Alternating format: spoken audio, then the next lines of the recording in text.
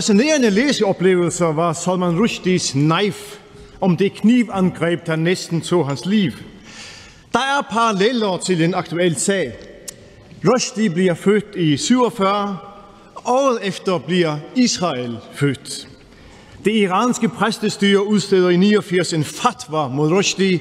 Han skal dræbes. Året før, i 88, ser Hamas' første charter dagens lys. Målet er Israels udslettelse og drab af jøder. Hadithen citeres, hvor der står: "Dommedag kommer ikke, før muslimerne bekæmper jøderne og dræber dem. Så vil jøderne gemme sig bag sten og træer, og stenene og træerne vil råbe: Åh, muslim, en jøde gemmer sig bag mig, kom og dræb ham." Om det koster eget liv, gør ikke så meget, for som der står: "Døden for Allahs sag er det største, man kan eftertragte." Når man har som religiøst og politisk mål at slå andre ihjel og selv dø som martyrer, så er man en dødskult. Denne kult udsteder med sin oprettelse en fatwa mod Israel og jøderne. Den anden intifada er forsøg på at udføre denne fatwa. 1000 jøder bliver dræbt, mange jihadister kommer i himlen, men Israel består.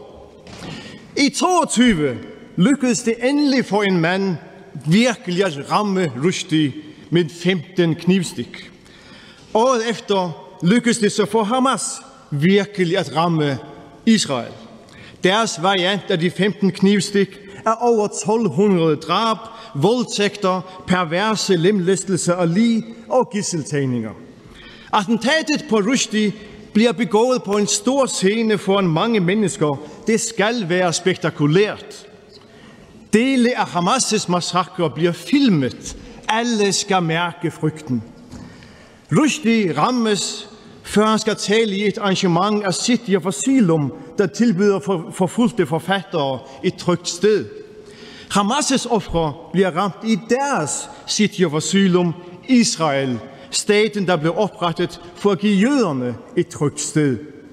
Rushdie overlever mirakuløst, men bliver blind i det ene øje. Israel blindes også af attentatet og kan ikke se klart. Man går lige i Hamas' fælde. Hvilket ikke er så mærkeligt, for Israel er omgivet af dødsfjender. Iran, Syrien, Hezbollah, Houthierne, militser i Irak, Hamas. Man har gennem historien kun mirakuløst kunnet overleve ved at slå hårdt ned på angreb. I Israel er svaghed lige med udslettelse. Derfor fik Hamas den krig, de ønskede. At kæmpe mod en hær, der gemmer sig i boligblokke, i hospitaler og i tunneller under jorden, er umuligt uden civile tab, uanset hvor meget man gør for at undgå det. Og Hamas' perverse logik er, at jo flere der dør og lemlæstes og kan fotograferes og sendes ud på TikTok, jo bedre. For Israel vil få skylden og verdensopinionen imod sig. Og dem, der dør, bliver jo martyrer. Døde børn er win-win for Hamas. En tsunami af opslag på TikTok og Instagram har fået millioner i Vesten af denne skarpe politiske meninger, der ikke baseres på viden og indsigt, men impulser. Fælden er klappet. Jeg er enig med regeringens udmelding. Krigen koster for mange civile liv. Den må stoppe. Israel undervurderede sin underjordiske fjende. Efter 9 måneder har man ikke vundet militært. Man har fået hele skylden for, at Hamas har ofret egne borgere. Og demonstranter vender sig ikke bare imod Israel. Mange støtter også Hamas. Den grusomme erkendelse er, som sagen står, at dødskulten har vundet. Det er skræmmende. Tænk, at der råbes "From the river to the sea" i alle vestens storbyer. At globalisere intifadaen råbes på universiteter. At intifada nu har stået på et skilt uden for Københavns Universitet.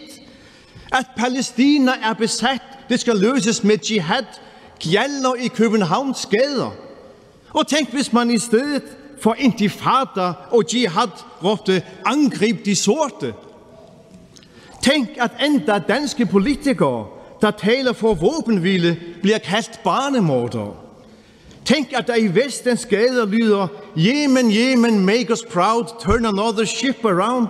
At der kaldes på hjælp til angreb på Vesten fra et land, hvor slaveri praktiseres, hvor homoseksuelle får dødsdom ved stening og korsfæstelse.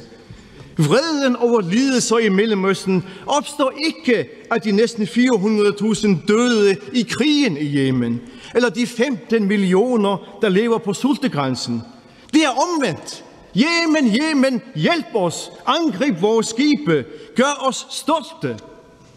Harmen gælder ikke de kvinder i Iran, der dræbes for at kræve rettigheder som borgere, eller den 500.000, der er døde i Putins og Assads bombardementer i Syrien, eller de millioner, der er drevet på flugt. Vreden over indespærrede mennesker i Gaza rettes ikke mod Egypten. Det er Israels hus, der skal åbnes. Døren til Egyptens hus, der er 50 gange så stort, må gerne være lukket. Vi er ikke antisemitter, vi er bare antisionister, siger Hamas i sit sminkede charter fra 17. Det samme lyder i Europas gader. Vi er ikke noget imod jøderne, de skal bare ikke have den stat. Det er zionismen, vi bekæmper. Alle ved, hvad jødernes skæbne bliver i Mellemøsten, den dag de ikke har den stat. Det vil være en skildpadde uden skjold. Alt, hvad der gøres i staten, kan ikke forsvares. Forbryderiske bosættelser på Vestbredden, ydmygelser af og vold mod palæstinensere, højre ekstremister, fascister med sin egen version af From the River to the Sea inde i Netanyahus forfærdelige regering. Ingen dag opstår et vakuum, heller ikke den 7. oktober. Og selvom vi er meget uenige om grunden til den, er der ingen tvivl om, at palæstinensernes desperation er forståelig. Men vi kan ikke være så relativistiske, at vi ikke klart og utvetydigt kan sige, hvem der var the bad guys den 7. oktober, hvem der planlagde og startede denne krig, hvem der bruger civile som skjold, og derfor har hele det overordnede ansvar for palæstinensernes forfærdelige lidelser. Nogle gange ligger der implicit i det, at man siger noget, større betydning, end der ligger i de ord, man eksplicit siger.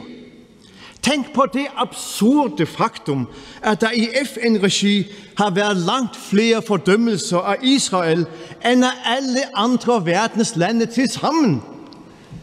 Bare i Mellemøsten bliver mennesker dræbt og pint uendeligt meget mere af andre lande end af Israel. Men Israel fordømmes og fordømmes og fordømmes i FN, i parlamenter, i aviser, på gader.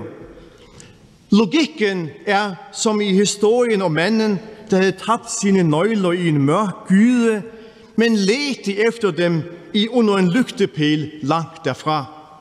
Han syntes ikke, det gav mening at lede, hvor der var så mørkt, at han ikke kunne se noget.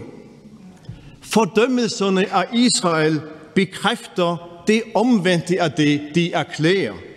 Nemlig at Israel, trods sine store fejl, er demokratiets lygtepæl i Mellemøsten. Alle ved, at despoterne i Yemen, Iran, Irak, Afghanistan, Saudi-Arabien, Libanon er bedøvende ligeglade med, om der er nogle mennesker, der råber på gaderne i Vestens byer. Derfor retter protesterne sig ikke mod mørket i Kabul eller Teheran, men mod lyset i Tel Aviv. Mod det eneste sted, hvor magthavere kan stilles til ansvar. Hvor kvinder har fulde rettigheder. Hvor homoseksuelle kan leve frit. Hvor der er talefrihed. Set i det lygtepælelys sender protesterne faktisk, uden at ville det, et meget vigtigt budskab. At Israel er Salman Rushdie blandt stater.